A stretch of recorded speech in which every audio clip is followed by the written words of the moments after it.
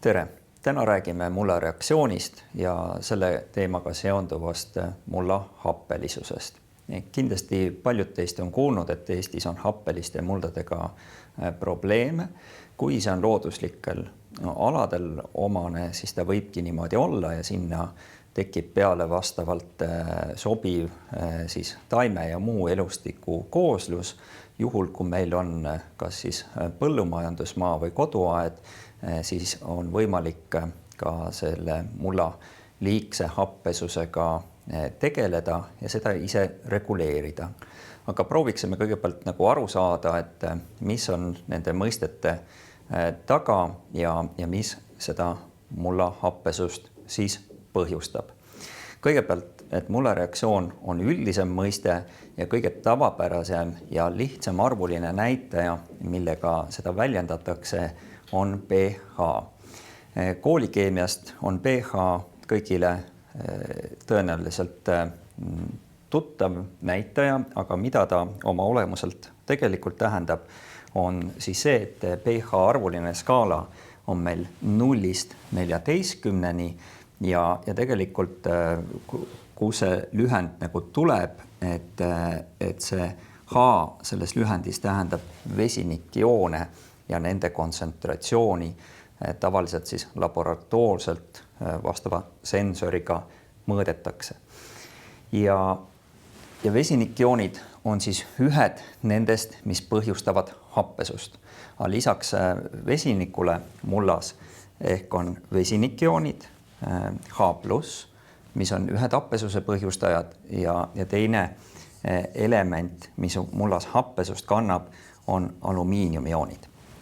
Ehk nad on mõlemad eluks vajalikud elemendid, aga juhul, kui nemad selles mullakeskkonnas domineerima hakkavad, siis kipuvadki mullad liiga happeliseks minema.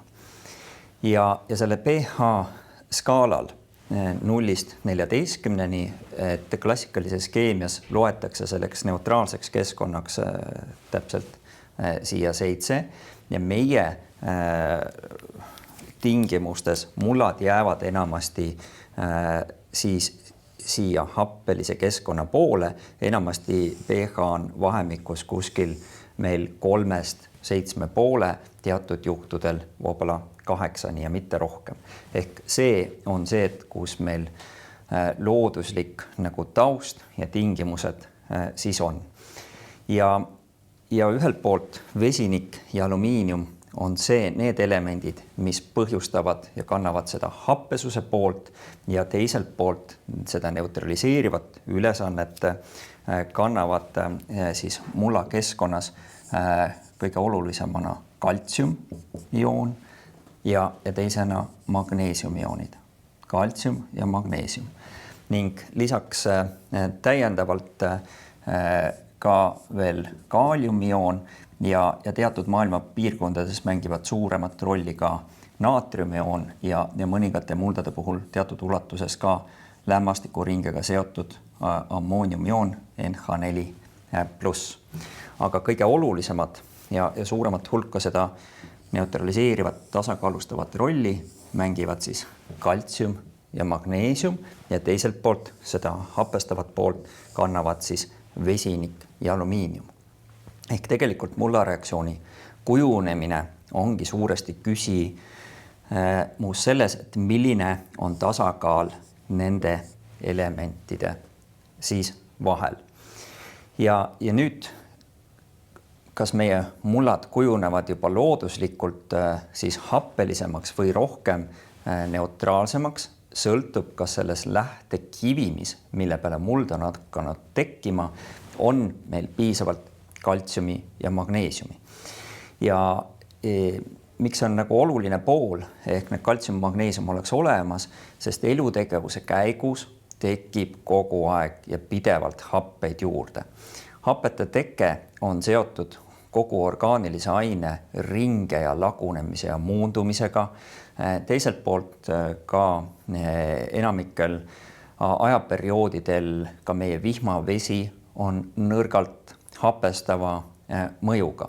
Ja see tähendab, et looduskeskkonnas, kui on aktiivne aineringe ja mullaäljustik nagu toimib ja orgaaniline aine muundub ja laguneb, siis tekib alati mulda nagu happeid juurde. Ja kui need jäävad siis kaltsiumi ja magneesiumi poolt tasakaalustamata või kui seda looduslikku tasakaalureservi ei ole, siis kujunevadki sinna happeliste tingimustega mullad peale. Juhul, kui me oleme põllumajandusmaal, siis me peame arvestama, et lisaks sellisele looduslikule, loomulikule happestumisele ka inimene annab oma selge panuse.